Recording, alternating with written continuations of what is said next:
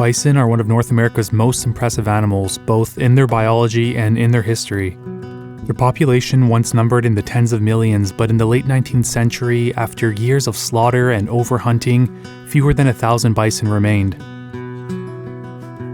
Since then, tireless conservation efforts have helped grow the population to roughly 500,000, but with the loss of much of their native prairie habitat, many herds remain under close watch to be monitored and studied to help secure a future for this keystone species. The Crane Trust is one of the organizations involved in this research, and I'm headed there today with my friends Alex and Nick to film their bison herd. The catch is, we're not using telephoto lenses, but instead, we're getting driven out into the middle of the herd and filming them using, and this is a first for me, an 18-foot camera jib.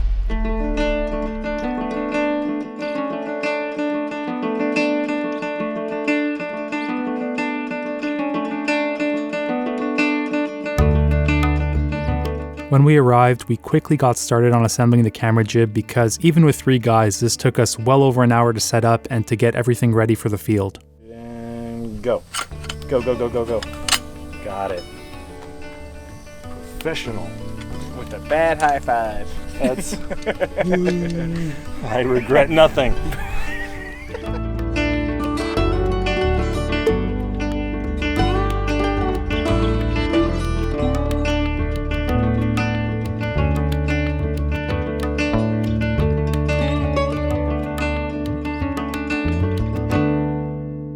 Alright, so we just got the crane set up right behind us.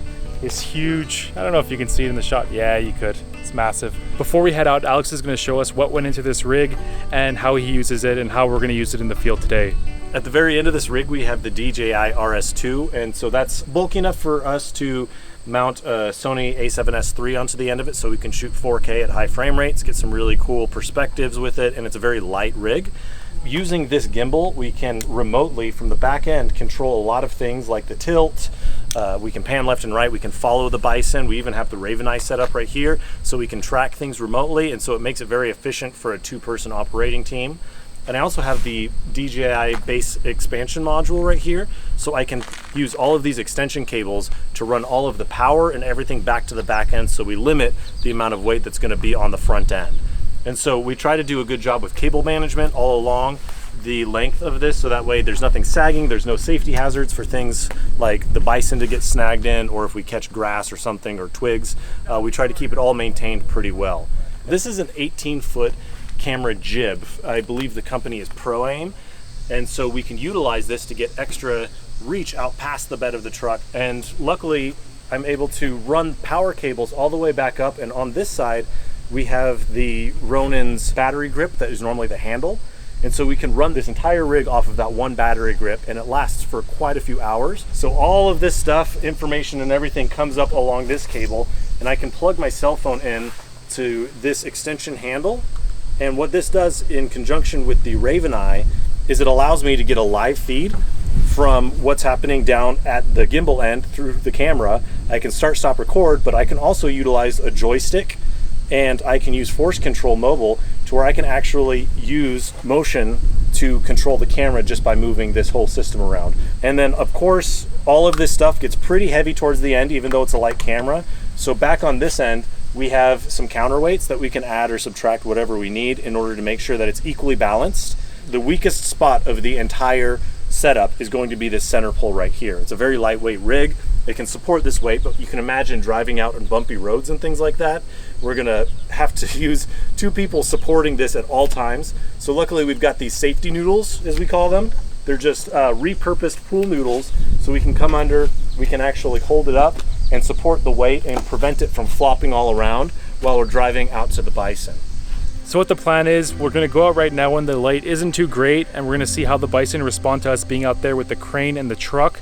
Luckily, we're able to work with the Crane Trust staff who know the bison, which helps so much. So we'll get out there, see if we can get some nice footage.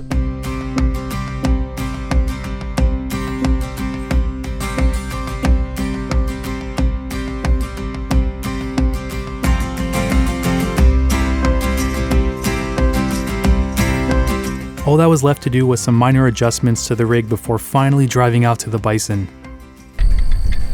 Yeah, we should get another 10 or something. Yeah. Then you get more space on the end to grab. I think that might be it.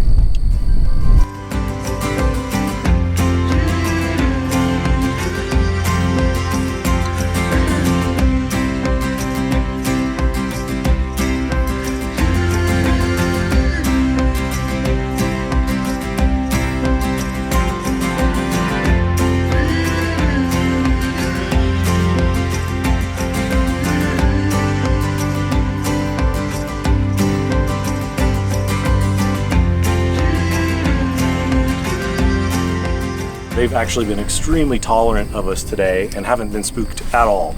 And some of them actually get really curious and come right up to the camera and almost lick it as well. So it's pretty unique camera angles, and I think we've been getting really good stuff so far.